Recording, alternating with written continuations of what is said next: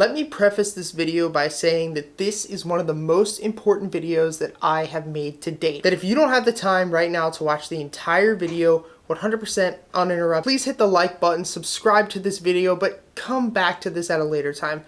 This video has such important information in it that you need to be 100% present while watching this video. So I thank you guys for your support. Let's get started. Most of the information in this video comes from the book Mastery by Robert Greene and the summary of the book by Illa Cartus. The ultimate form of power is mastery. Unfortunately, most people will never obtain mastery of any skill. Everyone holds his fortune in his own hands. Like a sculptor, the raw material he will fashion into a figure, but it's the same with the type of artistic activity as with all others. We are merely born with the capability to do it. The skill to mold the material into what we want must be learned and attentively cultivated. Jean Wolfgang von Goethe. All of us, honestly, can achieve mastery, and there's nothing different between the people who have achieved mastery in any skill in their life from you and me. But most of us will never really learn how to master something simply because of how hard it is, and most of us have never learned how to learn. When we're faced with a big issue in our life, we really have two choices. The first one is to solve the issue, confront the problem head on, and most of all, take responsibility. And the second one is to close your eyes and pray. Blame others for all of your problems, whether it's in the world or in the stock market. Just hope that everything goes away and not deal with it. And the problem is that most people pick the second of the two. We are all capable of solving the problems in our life.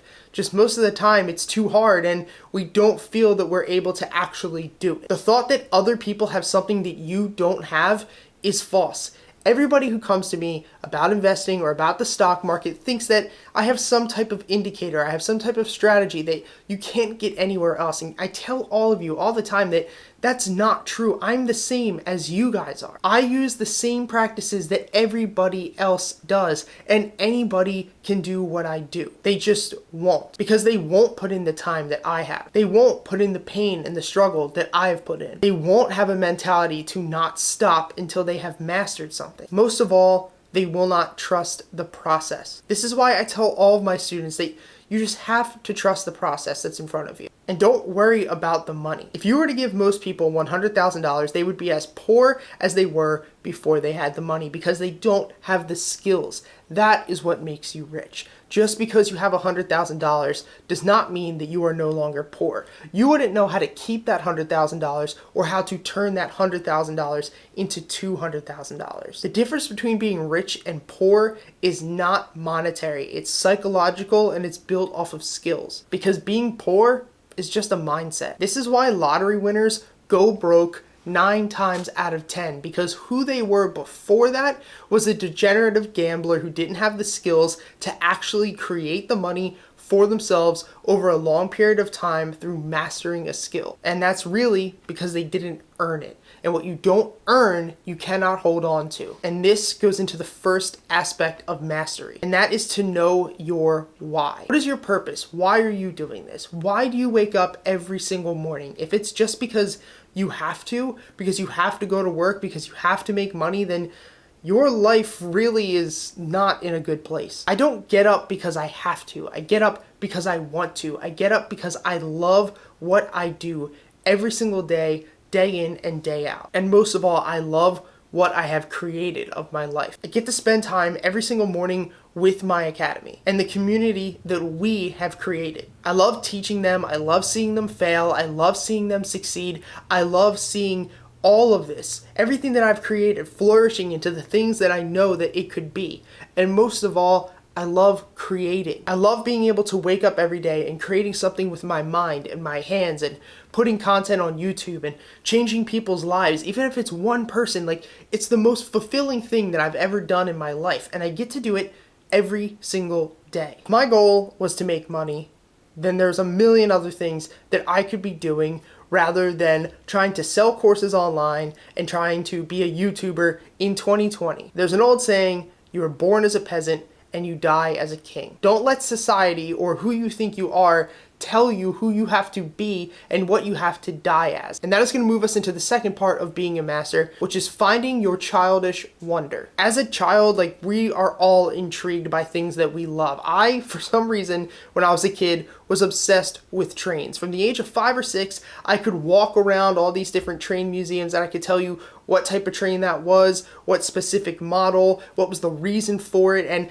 I knew more about trains than about 90% of adults who were 10 times my age. That's because I was fascinated by it. As a child, I was a master, and that's because when you're a kid, you have that childlike wonder where you just become obsessed with things, and you love learning about things, and you allow your creativity and your open mind to really push you into mastery of almost anything that you do when you're a child.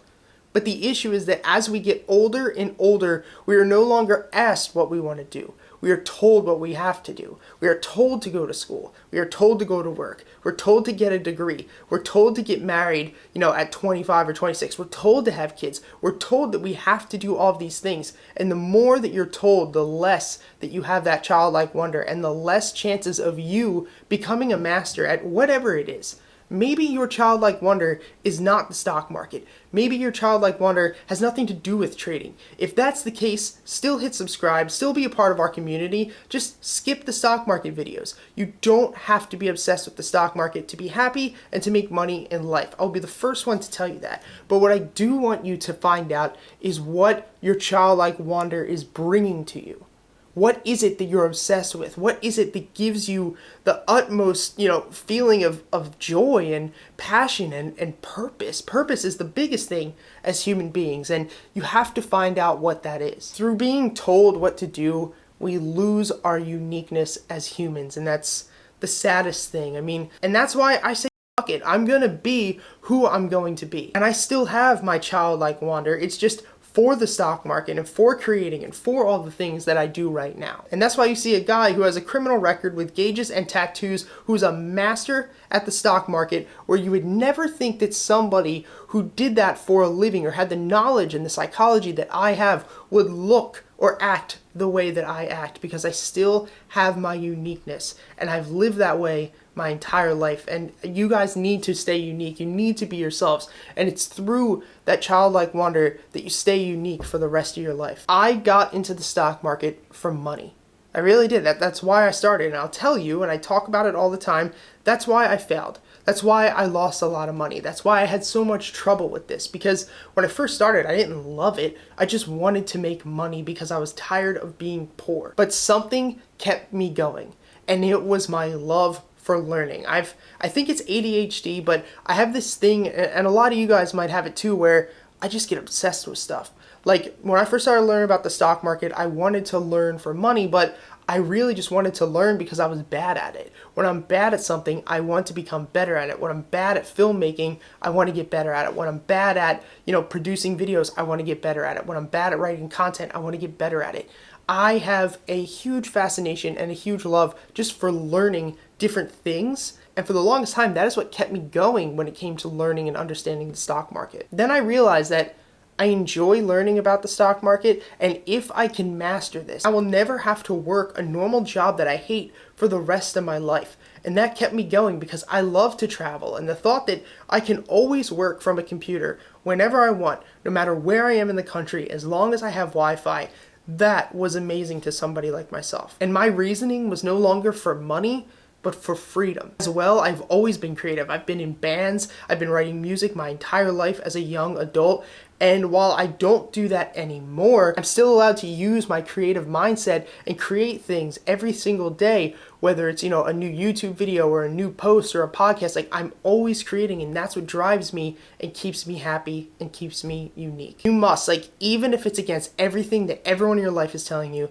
you have to cut out the that does not make you happy. You have to find your uniqueness. Even if everybody that you're surrounded by hates you, if your parents hate you because you drop out of school for something you don't like doing, if your friends look down on you because, you quit the job that you're making $100,000 a year at to go do something that you're obsessed with for $50,000 a year at, you have to do it. You have to cut out the things that don't make you happy, and you have to start focusing on the things that bring back that childlike wonder to your life. You will never master anything if you're not in love with it. Plain and simple. That goes into the second point, which is to never do something for the money. And I've touched base on this a lot of times on this YouTube channel, and I touch base a lot of it in my stock market community. But you have to do something for the love of doing it. You can't just do it for the money. And this goes into the most important thing that I try to talk about, and that is learning how to learn.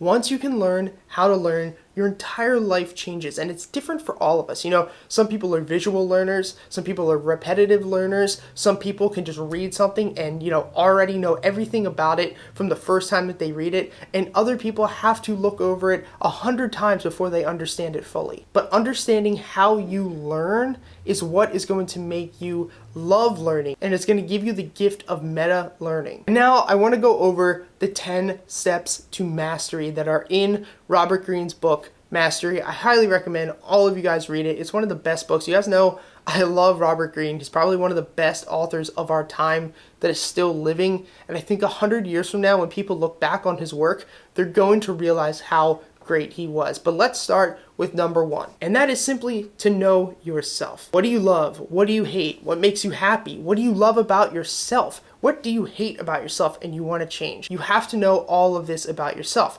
Now, luckily and unluckily for myself, I learned this when I was in prison. I had about 4 months to sit there and do nothing but think and meditate and learn about myself. But if you're somebody who doesn't want to do that, which I understand why, then you need to learn more about yourself. Do the things that you like that, will slow you down. Maybe it'll be meditating, maybe it'll be taking a walk, maybe it's just spending some time alone. But you have to learn to know yourself. The second is to become an apprentice. And now, shameless plug, if you want to become one of my apprentices and be a part of my stock market community, I'll put the link down below. You have to find a mentor and study under somebody. Not only is it important to have a great mentor to push you in the right direction, but to actually learn from experiences. There are people like me who have years and years of experiences, not only good but bad, that I can teach you. So this way you don't have to go through the same pain that I went through. And on top of that, you can read anything in a book, but actually doing it, actually getting your hands dirty, no matter what the skill is, learning from a mentor is one of the most important things. And now for some of you who say, well, Pete, I don't have anybody in my area that can be a mentor. I'm not into the stock market, so I don't really care about, being a part of your community. What do I do? Well, you can actually have mentors online. Most of my mentors I've never really met. Jocko Willink, Joe Rogan, Mike Dolce, all those types of people, I've never really met them in person, but they can still be your mentors online. Or you could have anti-mentors. I'm sure there's people all around you that you would never ever want to be like. So actually take those people and do everything opposite of them. Number 3 is to learn humility. Everybody stinks, and you have to have humility or you're never going to grow. You have to realize you don't know everything about the stock market. You don't know everything that there is to every aspect of life, and neither do I. That's how we grow, and that's how we become masters. The 4th is to endure and actually enjoy the hardships in the beginning. Whenever we start anything, and for me, especially in the stock market, the beginning was the hardest. I had no clue what the hell I was reading. Charts were like another language to me. Most words about the stock market and terms were another language to me, and it was really hard. But once you break through that glass ceiling, once you get through the other side of that hardship, it's really fun, guys. No matter what it is. I've picked up so many hobbies in my life, learning how to shoot a bow, learning how to shoot videos, learning how to do probably thousands of things at this point in my life. And getting through the very beginning is always the hardest but the most rewarding point. So learn to not only push through that, but actually to embrace it. The 5th is to apply your mentoring and actually create your own style. So after you've been an apprentice, obviously you want to start applying the skills that you have learned. But not only applying them, but creating your own. Now, let's take stock market trading and investing, for instance. I tell all my students all the time, this is my strategy. I can teach you the basics. I can teach you some advanced things. I can teach you my strategy. But I don't want you to just take everything that I say and be like, this is how it has to be done. You have to create your own strategy. You have to create your own style in any aspect of life, in any skill that you are trying to master. Number 6 is to embrace and enjoy failure. Guys, I know that does not sound fun, but I'm telling you, you have to learn to embrace the failure. When I first started trading, I lost a lot of money. Even now, I lose money time from time. It sucks, but you have to learn to embrace it, and you have to learn from it. Learn from your failures, learn from your mistakes. It's hard at first. Nobody alive wants to fail. Nobody wants to be a failure. But once you can flip that switch and you can actually embrace your failures, your entire life changes. Number 7 is to keep your ego in check. And now, for some people, this might not be a problem. For other people who are type A personalities, their ego can really get in the way. And I'm not going to stay on this topic too much because we all understand it, but keep your ego in check. If not, you'll be humbled by somebody who is much smarter than you, much better looking than you, much stronger than you are, and much more cunning than you are. And in the stock market, you get humbled every single day. If you can't learn to roll with the punches, keep your ego in check, you're not going to be around for much longer. Number 8 is to not take criticism from people who do not know what they are talking about or what they are doing. I see so many people in life who are taking advice and criticism from people that they shouldn't be. I see so many people who get financial advice from people who are living paycheck to paycheck. I see a ton of people who are getting stock market advice from people who don't even invest in the stock market. Get your advice from sound sources, from people that you respect. Literally, the way that I see it is I don't take advice from anybody unless I would want to switch places with them.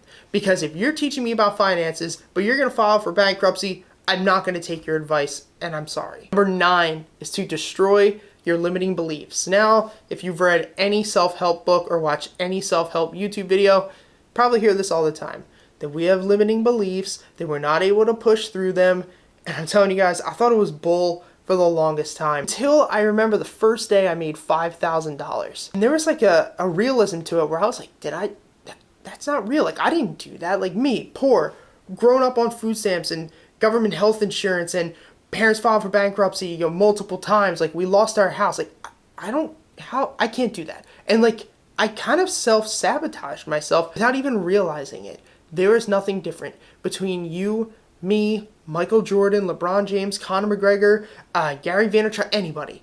There's nothing different, really. It doesn't matter. I said earlier, if you're born a peasant, you can die a king. Get rid of the limiting beliefs in your life and everything will change. Number 10 is to develop successful habits and traits.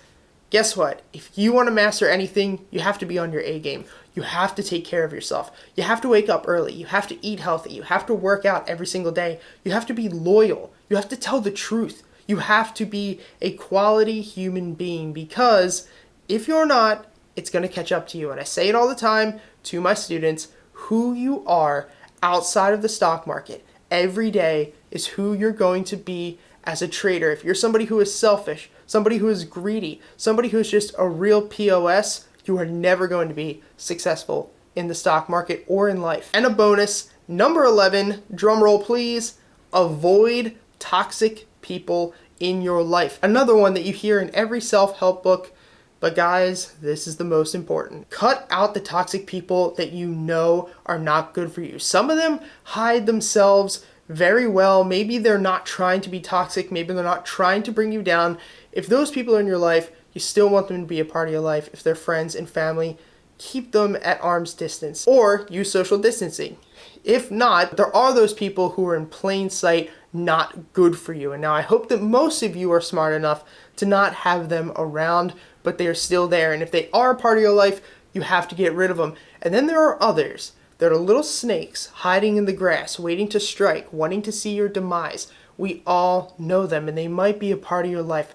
And I'm telling you, if they are, get them out of your life. Guys, thank you so much for being here. Hit the like button. Comment down below something that you learned, something that you're going to try. Are you implementing any of these things in your life? I want to know. That's how we build a community. So comment down below and let me know. Hit the subscribe button. Until next time, guys, I'll see you.